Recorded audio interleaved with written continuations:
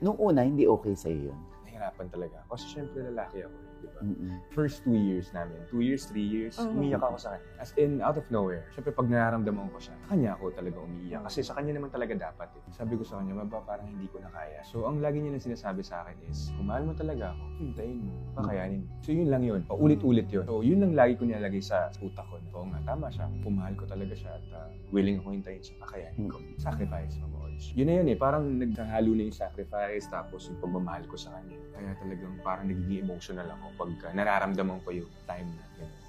11 years. Oh, walang lumiko. Wala. As in, never din ako nag-attempt na sa kanya na, oh, ganyan. No, never. Kasi nirespeto ko siya. Ganun ko siya kamahal. Kahit mag-out of the country kami, wala. Yun din yung promise namin sa parents ko din na kahit iwan nyo kami, kahit umalis kami, walang bantay. Kasi yung mga first years namin, lagi kami may chaperone eh, kasama Yes, buong family ko or kaya kasama yung